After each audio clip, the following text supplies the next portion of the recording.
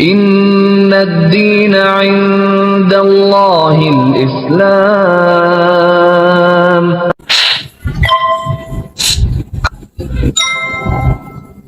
Satu tahun berikutnya saya menjadi salah satu ketua dengan jumlah anggota terbesar di tanah air kita. Dan setelah itu saya masuk biara menjadi seorang biarawati atau suster. Ibu dan bapak, jujur-jujur saja saya tidak pernah bercita-cita menjadi seorang muslimah. Cita-cita saya menjadi seorang biarawati dan saat itu sudah tercapai. Namun pada saat justru saya sudah mencapai cita-cita saya, disinilah Allah menyelenggarakan kehidupan hambanya.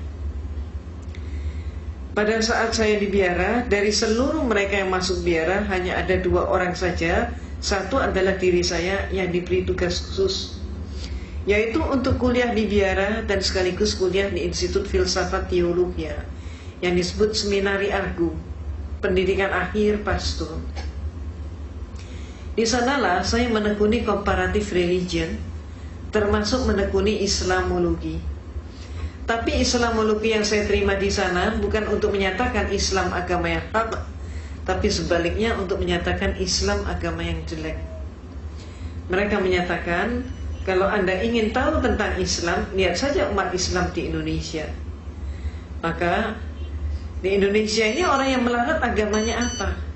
Islam. Yang bodoh agamanya apa? Islam.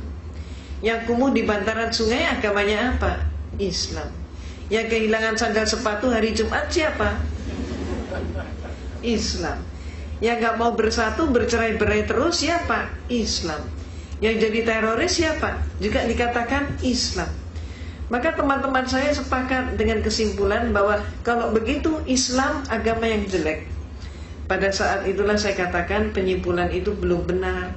Islam jangan hanya dilihat di Indonesia, coba kita lihat bagaimana di negara-negara yang lain. Saya kemukakan contoh, coba kita lihat bagaimana di Filipina. Di Filipina ternyata orang yang melarat dan bodoh agama mereka bukan Islam, tapi adalah Kristen dan Katolik. Meksiko adalah negara yang miskin, dan di sana yang jadi maling ayam, pencopet, pencuri, pemabuk, pemerkosa, penjudi dan lain sebagainya tidak ada satupun yang Islam. Semuanya adalah Katolik atau Kristen. Mesir keadaannya berbalik dengan tanah air kita. Kalau di Indonesia kita berbicara tentang pembantu rumah tangga dan dikatakan beragama Islam, majikannya banyak yang non-Islam. Tapi kalau di Mesir terbalik. Di Mesir justru majikan beragama Islam dan pembantunya justru Kristen dan Katolik, dan selaris yang paling murah mereka datangkan dari Filipina yang beragama Katolik. Irlandia adalah sebuah negara yang tidak pernah selesai dengan konflik internal antara selatan dan utara. Dan yang konflik itu tidak melibatkan seorang pun yang Islam. Semuanya yang konflik adalah orang Protestan dengan orang Katolik. Mereka itulah yang saling membantai dan saling membunuh. Dan oleh masyarakat Eropa, yang dijuluki sebagai teroris itu adalah Irlandia dengan julukan khusus sebagai teroris Eropa. Lebih lanjut lagi kita ke Italia. Di Italia yang menjadi gembong obat bius dan perjudian, tidak ada satupun yang Islam. Semua mafioso beragama Katolik. Maka saya katakan kepada dosen saya, Pater, sebutannya Pater atau Pastor, saya katakan Pater, tidak terbukti bahwa Islam jelek. Maka saya kemudian mengajukan solusi sekaligus usul, minta izin untuk mempelajari Islam dari sumbernya sendiri. Izin diberikan, tapi dengan satu instruksi, mencari kelemahan Islam. Inilah untuk pertama kali saya berkenalan dengan Islam. Pertama kali saya ngaji, saat itu saya masih di biara dengan kapasitas sebagai seorang biarawati. Tapi ketika saya memandang kitab suci Al-Quran, melihat huruf hijaiyah, saya pun jadi bingung. Ayat ini mana yang depan, mana yang belakang, mana yang atas, mana yang bawah, bingung sekali. Saya amati bentuk hurufnya, lebih bingung lagi. Hurufnya ini kok panjang-panjang, bulat-bulat seperti cendol. Saya nggak mampu. Maka akibatnya, karena keterbatasan waktu, saya putuskan saya harus ngaji dari terjemah. Ketika pertama kali saya memegang terjemah, apa yang terjadi? Keliru juga. Ayat Allah yang saya pelajari itu bukan dari depan ke belakang, tapi kebalik dari belakang ke depan. Dan akibatnya yang pertama kali saya pelajari adalah surat Al-Ikhlas. Qul huwallahu ahad, Allahu samad, lam yalid wa lam yulad wa lam yakul lahu kufuwan ahad. Malamnya saya ngaji surat Al-Ikhlas, persis pagi harinya saya mendapatkan kuliah teologi di mana dosen saya menyatakan Tuhan itu satu tapi pribadinya tiga. Inilah penyelenggaraan Allah. Sehingga malam harinya ada kekuatan yang mendorong saya untuk kembali ngaji. Allahu ahad. Ini yang benar menurut suara hati saya begitu. Maka hari-hari berikutnya saya dialogkan dengan dosen saya. Saya katakan, Pater, saya belum paham hakikat Tuhan. Maka kemudian dosen saya pun bertanya, bagaimana mungkin seorang biarawati tidak paham hakikat Tuhan? Kaget sekali dia. Maka dia pun maju ke papan tulis, menggambar sebuah segitiga sama sisi. AB sama dengan BC sama dengan CA. Saya ditanya, segitiga ini berapa? 1. Sisinya berapa? 3. Itulah Tuhan itu satu tapi pribadinya 3, kata dosen saya. Maka kemudian saya pun mengatakan, kalau demikian Pater, suatu saat nanti kalau dunia sudah semakin maju, ipteknya pun semakin berkembang, Tuhan itu kalau cuma 3 pribadi tidak akan mampu untuk mengurus dunia. Paling setidak-tidaknya harus mendapatkan penambahan menjadi 4 pribadi. Jawab dosen saya, tidak bisa. Saya jawab, bisa saja. Maka saya pun maju ke papan tulis, menggambar segi 4 sama sisi. Kalau dosen saya menyatakan Tuhan itu pribadinya 3 dengan menggambar segitiga, maka saya gambar segi 4 sama sisi, sah-sah saja kalau saya katakan Tuhan itu pribadinya 4. Apa kata dosen saya? Tidak boleh. Kalau tadi tidak bisa, sekarang menjadi tidak boleh. Maka kemudian saya tanya, kenapa? Jawabnya, ini dogma. Dogma adalah hukum atau aturan yang dibuat oleh pemimpin gereja. Maka saya tanya, Pater, kalau saya belum paham dogma itu bagaimana?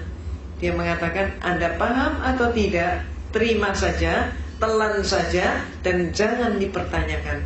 Kalau Anda bertanya, kalau Anda ragu, hukumnya dosa. Walaupun saya sudah dijawab seperti itu, tapi malam hari ada keinginan yang demikian kuat untuk kembali mengkaji Al-Quran. Demikian terus-menerus terjadi, sehingga saya pun semakin ingin berdialog dengan dosen saya tentang masalah konsep Tuhan, tentang masalah tauhid, kalau kita menyebutnya demikian. Maka antara lain saya pernah bertanya, Pater, yang buat meja ini siapa? Saya pernah bertanya begitu. Maka kemudian dosen saya nampak dia menangkap ada sesuatu yang lain di balik pertanyaan saya. Dia tidak mau menjawab, bahkan saya disuruh menjawab sendiri. Dan saya pun menjawab. Saya katakan, Pater, kalau menurut saya yang membuat meja ini pasti tukang kayu. Lalu kenapa? Pasti tanya lagi dia. Saya jawab, kalau menurut saya meja ini walaupun dibuatnya setahun yang lalu, sampai 100 tahun kemudian meja ini tetap meja, tidak berubah menjadi tukang kayu, dan tidak ada satu pun meja yang mampu mengubah dirinya menjadi tukang kayu. Tukang kayu tidak boleh dipersamakan dengan meja. Maka dia pun bertanya, apa maksud Anda?